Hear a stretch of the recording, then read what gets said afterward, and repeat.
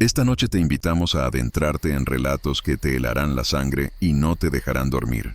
Antes de comenzar te pedimos de favor que te suscribas al canal y nos dejes un comentario diciéndonos desde dónde nos escuchas. Tu apoyo es muy importante para que este espacio siga creciendo. Ahora sí, apaga la luz, sube el volumen y prepárate, porque esto apenas comienza. En la sierra de Oaxaca, no muy lejos de Juquila, existe un lugar tan pequeño que ni siquiera aparece en los mapas. Es un pueblito formado por unas 20 casas, tal vez menos, todas dispersas entre los árboles y las montañas que lo rodean. La carretera que llega hasta allá es de tierra, llena de piedras y hoyos que se hacen más grandes cuando llueve. Por las noches, la oscuridad es tan profunda que parece tragarse todo. No hay luces en las calles, solo el brillo débil que sale de algunas ventanas cuando la gente todavía está despierta. Los habitantes del pueblo son gente sencilla. Viven de lo que siembran y de algunos animales que crían. Casi todos se conocen entre sí, y cuando algo extraño sucede, la noticia corre rápido de casa en casa. Desde hace años, varios de ellos han visto algo que no pueden explicar, algo que los hace sentir un frío profundo en el pecho, aunque la noche esté templada. Es una figura alta, muy alta. Dicen que mide como 2 metros o más. Siempre lleva puesta una manta negra que le cubre todo el cuerpo, desde la cabeza hasta los pies. Nunca camina por la carretera misma, sino unos 10 metros más abajo, entre los árboles que crecen a los costados del camino. Algunos lo han visto de lejos, moviéndose despacio entre las sombras, como si flotara más que caminar. Otros juran que lo han visto de cerca, y esos son los que más miedo tienen al recordarlo. Nadie sabe quién es o qué es. Algunos dicen que es un alma en pena, alguien que se quedó atrapado en este mundo por alguna razón que nadie conoce. Otros, los más viejos del pueblo, bajan la voz cuando hablan de él y dicen que es el malo, el innombrable, esa cosa de la que no se debe hablar en voz alta porque nombrarlo es llamarlo. Pero sea lo que sea, todos están de acuerdo en algo. No es de este mundo. Durante años la gente del pueblo aprendió a vivir con ese miedo.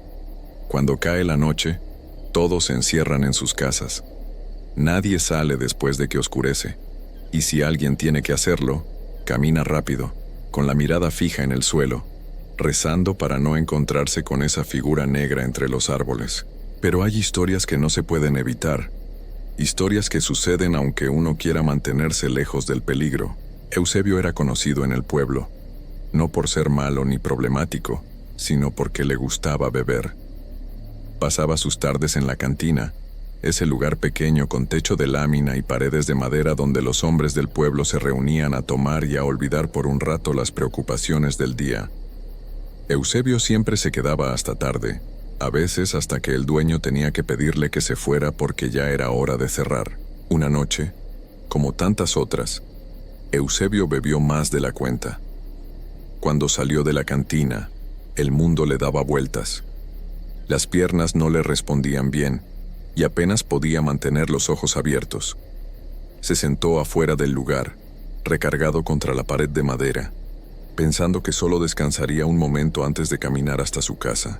Pero el cansancio y el alcohol lo vencieron. Se quedó dormido ahí mismo, en la tierra fría, bajo el cielo oscuro lleno de estrellas que él no podía ver. Cuando despertó, ya no estaba la noche cerrada. Era esa hora extraña de la madrugada, como a las 4, cuando todo está en silencio y el mundo parece detenido. Abrió los ojos despacio, sintiendo la cabeza pesada y la boca seca. Al principio no entendió dónde estaba, pero luego reconoció la pared de la cantina detrás de él. Entonces vio algo que lo dejó helado. Frente a él, de pie y completamente inmóvil, estaba esa figura. La figura de la que todos hablaban. Era enorme, mucho más grande de lo que había imaginado. La manta negra le cubría todo el cuerpo, y en la oscuridad de la madrugada, parecía ser parte de la noche misma. Pero lo más extraño de todo era que tenía una mano extendida hacia él, una mano larga, delgada, como ofreciéndole ayuda para levantarse. Eusebio parpadeó varias veces, pensando que todavía estaba soñando. El alcohol aún corría por sus venas y su mente no procesaba bien lo que veía. Cualquier otra persona hubiera gritado o salido corriendo, pero él, con esa valentía falsa que da el licor, se quedó mirando esa mano extendida. Por un momento hasta pensó en tomarla. En lugar de eso, se recargó mejor contra la pared y levantó la vista hacia donde debería estar el rostro de esa cosa. La capucha de la manta cubría todo, solo había oscuridad bajo ella. Eusebio sintió un escalofrío, pero el alcohol adormecía su sentido de peligro. «¿Qué quieres?», preguntó con voz ronca y pastosa. «¿Quién eres?». La figura no respondió, solo mantuvo la mano extendida esperando. El silencio era tan profundo que Eusebio podía escuchar su propia respiración, pesada y entrecortada. El aire se sentía denso, como si algo lo presionara desde todos lados. Eusebio tragó saliva. A pesar del mareo y la confusión, algo dentro de él empezaba a despertar, una alarma antigua y profunda que todos los seres humanos llevan adentro. Esa sensación de que algo está terriblemente mal, pero la curiosidad, o tal vez la necedad del alcohol, fue más fuerte. «¿No vas a decir nada?», insistió intentando sonar firme aunque su voz temblaba un poco. Entonces la figura se movió. Fue un movimiento lento como si tuviera todo el tiempo del mundo. Levantó su otra mano y la llevó hacia la capucha que cubría su cabeza. Los dedos largos y huesudos agarraron la tela negra y comenzaron a jalarla hacia atrás. Eusebio sintió que el corazón se le detenía. Quiso apartar la mirada, quiso levantarse y correr, pero estaba como clavado en el suelo, incapaz de moverse. Solo podía mirar mientras la capucha iba cayendo. Y entonces lo vio. La cabeza que apareció bajo esa tela no era humana, o al menos ya no lo era. La piel era de un color gris enfermizo, estirada sobre el cráneo como si apenas alcanzara a cubrirlo. No tenía ni un solo pelo, nada, solo esa piel seca y agrietada. La boca era una línea fina y oscura, casi sin labios. Pero lo peor, lo que hizo que Eusebio sintiera que se le vaciaba el alma, fueron los ojos. No había ojos, solo dos huecos profundos y completamente negros, como pozos sin fondo que parecían absorber toda la luz que los rodeaba. Dentro de esa oscuridad no había nada, ningún brillo, ninguna señal de vida. Solo vacío. Un vacío tan absoluto que parecía mirar directamente dentro de él, tocando lugares de su ser que ni siquiera sabía que existían. Eusebio gritó. Fue un grito que salió desde lo más profundo de su pecho, lleno de terror puro. Se levantó como pudo, tropezando con sus propios pies, y comenzó a correr. No miró atrás. No quería volver a ver esa cosa nunca más en su vida. Corrió por la carretera de tierra gritando y llorando, hasta que llegó a su casa y se encerró adentro, temblando de pies a cabeza. Los vecinos lo escucharon gritar. Algunos salieron a ver qué pasaba, pero Eusebio ya estaba dentro de su casa, con la puerta cerrada y atrancada. No salió en todo el día siguiente. Cuando finalmente abrió la puerta, era otro hombre. Su rostro estaba pálido, con unas ojeras profundas como si no hubiera dormido en semanas. Sus manos temblaban sin control. Al principio no quería hablar de lo que había visto, pero el pueblo es pequeño y la gente insistió. Querían saber qué le había pasado, por qué había gritado de esa manera. Finalmente, Eusebio les contó. Les habló de la figura que lo esperaba afuera de la cantina, de la mano extendida y de ese rostro horrible que apareció cuando la capucha cayó. Les describió esos huecos negros donde deberían estar los ojos y cómo sintió que algo se rompió dentro de él cuando los vio. La gente del pueblo escuchó en silencio. Algunos se persignaron, otros negaron con la cabeza, como si quisieran rechazar esa historia pero no pudieran. Todos sabían que Eusebio decía la verdad. Se veía en sus ojos, en la forma en que le temblaba la voz al recordar. Desde ese día, Eusebio comenzó a cambiar. Al principio fue sutil. Dejó de ir a la cantina, cosa que sorprendió a todos porque era lo que más le gustaba hacer. Se quedaba en su casa, mirando por la ventana con expresión ausente. Comía poco y hablaba menos. Pasaron las semanas y Eusebio empeoró. Su piel fue perdiendo color hasta ponerse de un tono grisáceo que asustaba a quien lo veía. Bajó tanto de peso que la ropa le colgaba del cuerpo como si fuera un espantapájaros.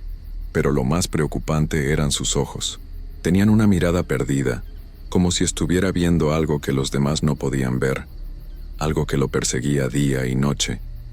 Por las noches los vecinos lo escuchaban hablar solo. A veces gritaba, otras veces lloraba como un niño pequeño.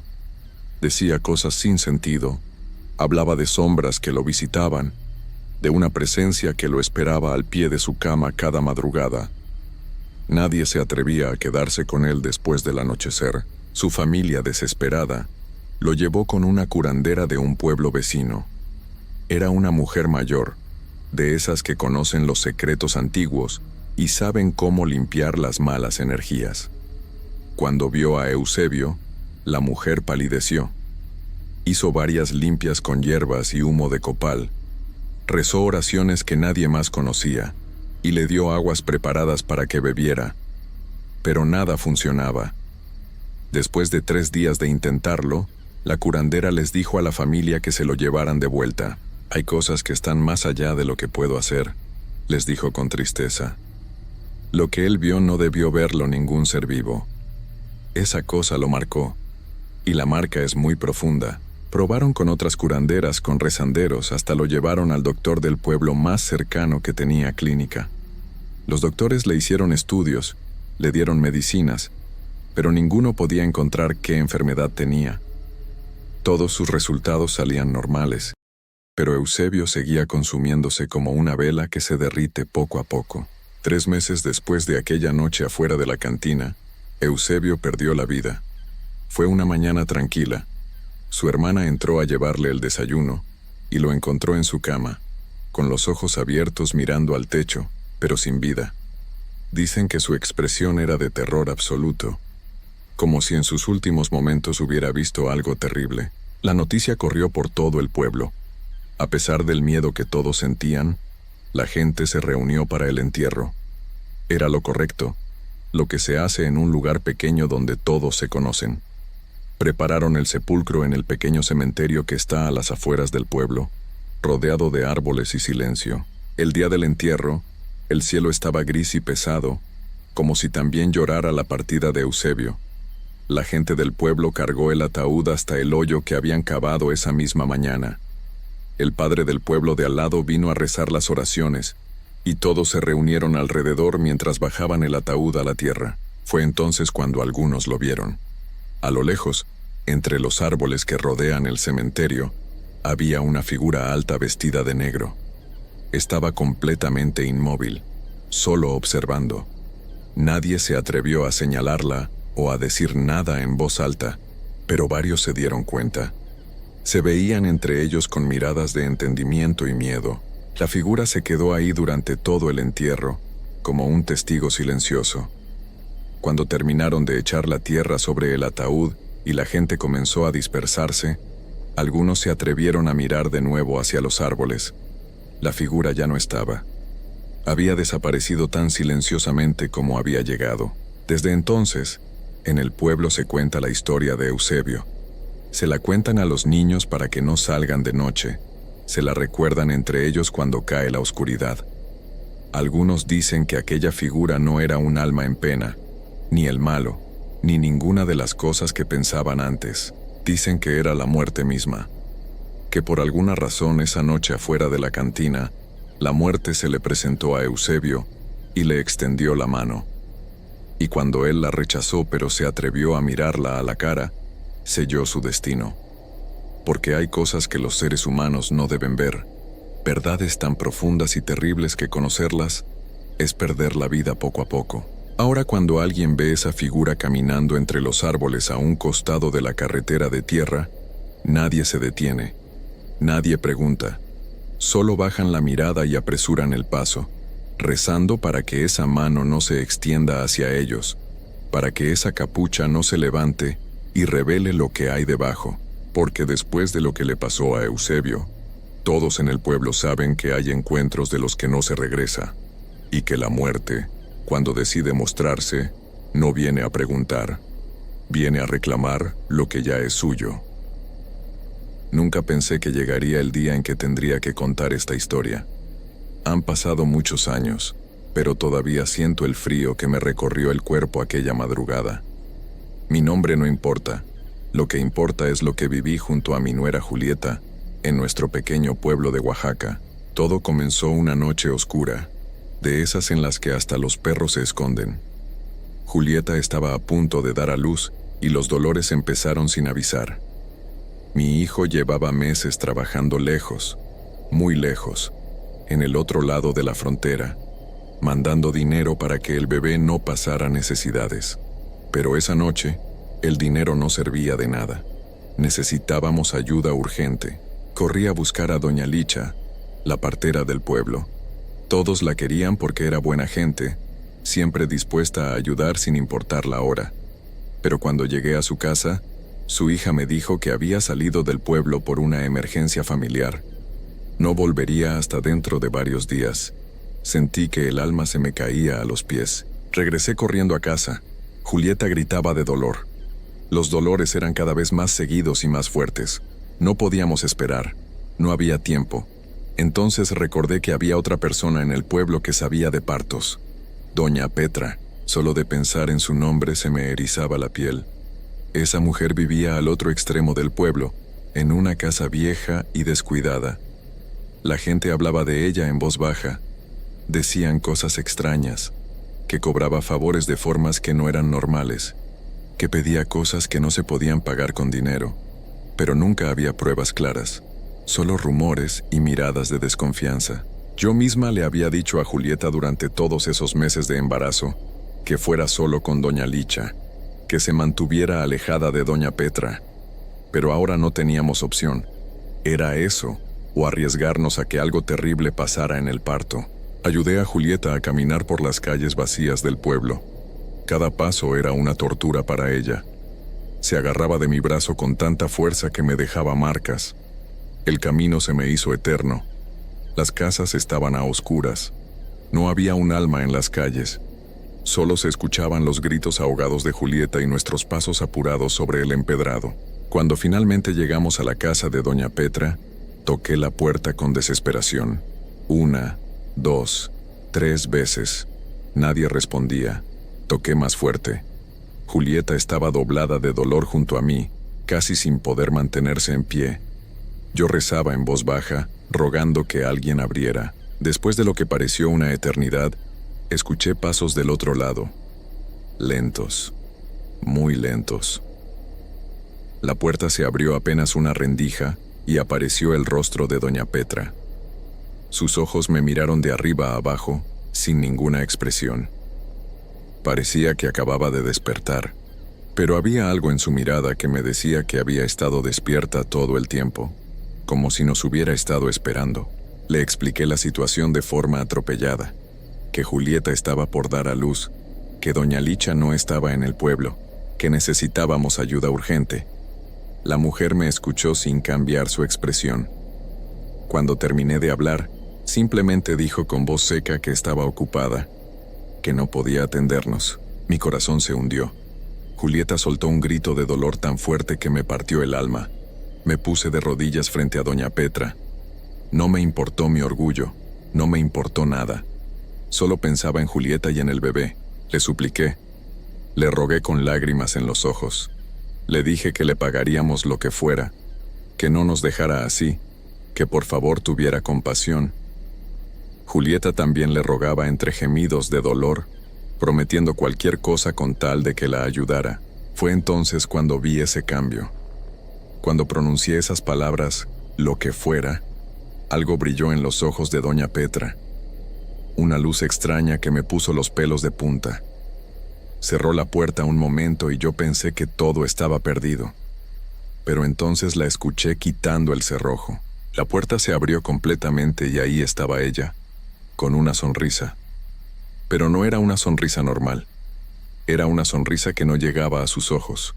Una sonrisa que me hizo sentir un escalofrío profundo, como si hubiera hecho un trato con algo que no debía. Nos invitó a pasar con un gesto de su mano. Su voz había cambiado. Ahora sonaba casi amable. Dijo que sí nos ayudaría, que haría el trabajo, y que del pago ya hablaríamos después.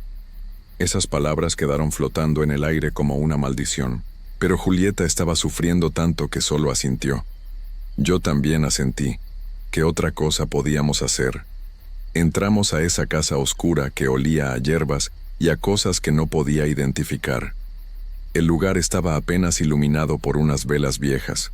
Había sombras que bailaban en las paredes. Doña Petra llevó a Julieta hasta el fondo de la casa. Ahí había una cama vieja con sábanas que alguna vez fueron blancas, pero que ahora tenían un color gris sucio. El colchón estaba hundido en el centro y rechinaba con cada movimiento. Las paredes estaban llenas de frascos con líquidos oscuros y manojos de plantas secas colgando del techo. Todo ese lugar me daba muy mala espina. Ayudé a Julieta a recostarse mientras doña Petra preparaba sus cosas. La mujer se movía despacio por la habitación, murmurando palabras que no podía entender. Sacó trapos limpios de un baúl viejo y puso agua a calentar en una olla sobre un anafre. Pero había algo en la forma en que hacía todo, como si estuviera realizando una ceremonia en lugar de prepararse para un parto normal. Me quedé junto a Julieta, tomando su mano. Ella apretaba tan fuerte que sentía mis huesos crujir. Los dolores eran cada vez más intensos. Sudaba tanto que su cabello estaba completamente mojado. Le limpiaba la frente con un trapo mientras le susurraba palabras de ánimo. Le decía que todo iba a estar bien, pero por dentro yo también tenía miedo. Doña Petra se acercó y comenzó a revisar a Julieta. Sus manos eran frías como el hielo. Julieta se estremeció al sentir su toque. La partera trabajaba en silencio, con esa misma sonrisa extraña en los labios. De vez en cuando levantaba la vista hacia mí y me miraba de una forma que me hacía querer salir corriendo de ahí. El trabajo de parto duró casi 2 horas. Fueron las 2 horas más largas de mi vida. Julieta gritaba y lloraba. Yo rezaba en silencio, pidiendo que todo saliera bien. Doña Petra daba instrucciones con voz tranquila, demasiado tranquila para lo que estaba pasando. No mostraba ninguna emoción. Era como si estuviera haciendo algo rutinario, sin importarle realmente el sufrimiento de mi nuera. Hubo un momento en que las velas parpadearon todas al mismo tiempo, como si una corriente de aire hubiera entrado. Pero todas las puertas y ventanas estaban cerradas. Sentí ese frío otra vez, ese frío que te llega hasta los huesos. Doña Petra levantó la mirada hacia las sombras del techo y sonrió aún más. Fue como si algo invisible estuviera ahí con nosotras, observando. Finalmente, justo antes del amanecer, escuché el llanto del bebé. Ese sonido hermoso que te llena el corazón. Julieta había dado a luz a un niño pequeño pero sano. Lloraba con fuerza, moviendo sus bracitos. Era perfecto. Sentí que podía respirar de nuevo. Doña Petra limpió al bebé y lo envolvió en una manta gastada. Pero en lugar de dárselo directamente a Julieta, se quedó mirándolo por un momento largo. Demasiado largo. Sus ojos estudiaban al pequeño de una forma que no me gustó nada. Pasaba sus dedos por la frente del niño, murmurando algo que no alcanzaba a escuchar. Tuve que acercarme y prácticamente quitarle al bebé de las manos para dárselo a Julieta. Doña Petra me miró con esos ojos fríos, pero no dijo nada. Solo siguió con esa sonrisa. Julieta abrazó a su hijo y comenzó a llorar de felicidad. Al menos esa parte había salido bien. Esperé a que Julieta estuviera un poco más recuperada. Doña Petra limpió todo sin decir palabra. Yo no podía dejar de vigilarla. No confiaba en ella para nada. Cuando terminó, me acerqué y le pregunté lo que tenía que preguntar. ¿Cuánto era por el trabajo? ¿Cuánto le debíamos? La mujer se secó las manos lentamente en un trapo. Me miró directo a los ojos, y con esa sonrisa horrible que parecía partirle la cara en dos, dijo algo que me heló la sangre. Dijo que por el momento nada, que ya luego iría a visitarnos para cobrar, que no nos preocupáramos. La forma en que lo dijo, el tono de su voz, esa sonrisa, todo me decía que habíamos cometido un error terrible, que habíamos aceptado algo que no debíamos, que el precio por esta ayuda iba a ser mucho más alto de lo que podíamos imaginar. Cuando Julieta pudo caminar, salimos de ahí lo más rápido que pudimos. Era media mañana ya. El sol brillaba, pero yo seguía sintiendo frío. Cargué algunas cosas mientras Julieta llevaba al bebé bien abrazado contra su pecho. Caminamos de regreso a casa por las calles del pueblo que ahora empezaban a llenarse de gente. Durante todo el camino no pude dejar de pensar en las palabras de doña Petra. Ya luego iré a visitarlas. Para cobrar. ¿Qué querría decir con eso? ¿Cuándo vendría? ¿Qué pediría como pago? Las preguntas me atormentaban. Cuando llegamos a casa acosté a Julieta en su cama. El bebé dormía tranquilo. Se veía tan indefenso, tan pequeño, tan vulnerable. Me quedé mirándolo y sentí una necesidad imperiosa de protegerlo, de protegerlos a ambos de lo que fuera que doña Petra tuviera planeado. Esa misma tarde me enteré de que doña Licha había regresado al pueblo. No perdí tiempo. Dejé a Julieta descansando y fui corriendo a buscarla. Necesitaba hablar con alguien que entendiera estas cosas. Alguien que supiera qué hacer. Cuando llegué a su casa, doña Licha me recibió con su calidez de siempre. Pero cuando empecé a contarle lo que había pasado, su expresión cambió. Se puso seria, muy seria. Me escuchó sin interrumpir, y cuando terminé de hablar, movió la cabeza con preocupación. Doña Licha me tomó de las manos y me miró directo a los ojos. Me dijo que tenía razón en estar preocupada, que doña Petra no era una persona normal, que había escuchado historias a lo largo de los años, historias de gente que había acudido a ella en momentos de necesidad y que después había pagado precios muy altos. Me contó que doña Petra tenía conocimientos que iban más allá de lo normal, que sabía de cosas oscuras, que cuando alguien le prometía pagarle lo que fuera, ella tomaba esas palabras muy en serio, y que lo que más le interesaba no era el dinero. Nunca había sido el dinero. Cuando le pregunté qué era lo que buscaba, doña Licha bajó la voz. Me dijo que según lo que ella sabía, doña Petra buscaba la energía de los recién nacidos, su vida nueva, su luz, que eso era lo que realmente quería cobrar. No me dijo exactamente cómo lo hacía, pero sus palabras fueron suficientes para que sintiera que me faltaba el aire. Mi mundo se derrumbó en ese momento. Había llevado a mi nuera directamente a las manos de esa mujer. Había puesto en peligro a mi nieto por desesperación. Las lágrimas comenzaron a rodar por mis mejillas sin control. ¿Qué había hecho? ¿Cómo podía arreglar esto? Pero doña Licha me calmó. Me dijo que todavía había esperanza, que podíamos proteger al bebé. Me llevó a una habitación donde guardaba sus cosas. Sacó un atado de hierbas secas que olían fuerte pero no desagradable. También sacó una cruz pequeña de madera que había sido bendecida muchas veces. Me explicó que debíamos poner las hierbas bajo el colchón de la cuna del bebé y colgar la cruz justo encima de donde dormía. Me dio instrucciones muy precisas. Dijo que nunca dejáramos al bebé solo en la casa, que siempre alguien tenía que estar despierto por las noches vigilándolo, que no abriéramos la puerta si doña Petra venía después del anochecer, que mantuviéramos las ventanas cerradas y que nunca, bajo ninguna circunstancia, dejáramos que doña Petra tocara al niño otra vez. Volví a casa con las hierbas y la cruz escondidas bajo mi rebozo. No quería asustar a Julieta más de lo necesario, así que le conté solo parte de lo que doña Licha me había dicho. Le dije que eran protecciones normales que se ponían a todos los recién nacidos. Ella asintió, todavía débil del parto, y me dejó hacer. Coloqué las hierbas debajo del pequeño colchón de la cuna. Até la cruz con un cordel al cabecero, justo donde el bebé pusiera su cabecita. Recé en voz baja mientras lo hacía, pidiendo protección para ese niño inocente que no tenía culpa de nada. Esa noche no dormí. Me senté en una silla junto a la cuna y me quedé ahí vigilando. Cada ruido de la casa me sobresaltaba. Cada crujido de madera me ponía los nervios de punta. Miraba por la ventana esperando ver la figura de doña Petra acercándose en la oscuridad. Pero no pasó nada. Las noches siguientes fueron iguales. Julieta y yo nos turnábamos para cuidar al bebé. Nunca lo dejábamos solo.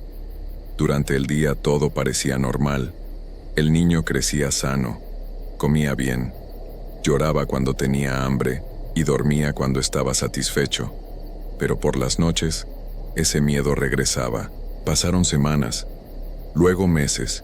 Cada día que pasaba sin noticias de doña Petra era un alivio, pero también aumentaba la tensión, porque sabíamos que ella había dicho que vendría, que iría a cobrar su pago. ¿Por qué no había venido? ¿Qué estaba esperando?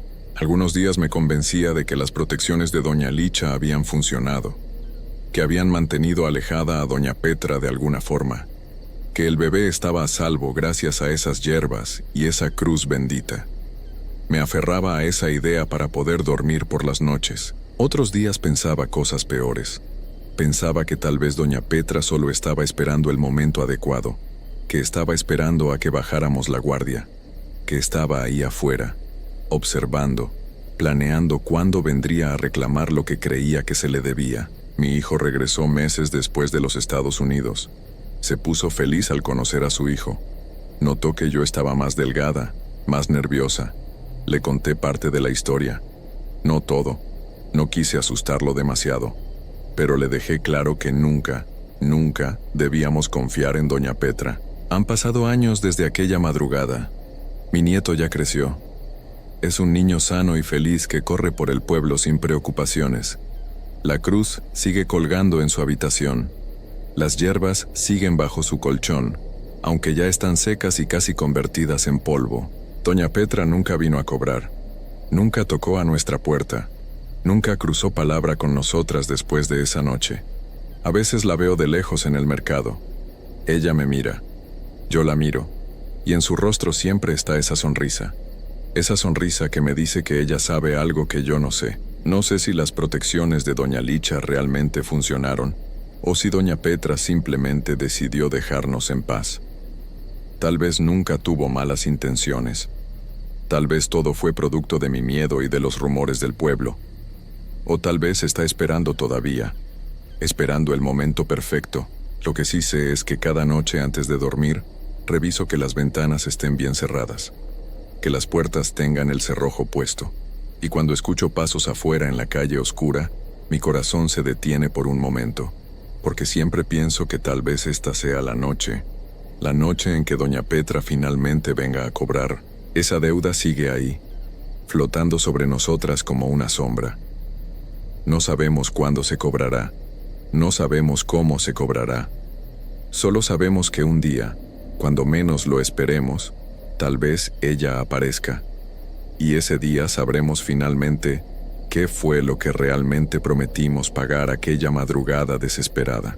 Por eso les cuento esta historia, para que sepan que hay cosas en este mundo que no se pagan con dinero, que hay favores que es mejor no pedir, y que cuando alguien te dice que del pago ya hablarán después, es mejor dar media vuelta y buscar otra solución. Cualquier otra solución, porque hay deudas que se quedan contigo para siempre. Deudas que te persiguen en la noche, deudas que nunca sabes cuándo van a venir a cobrarte.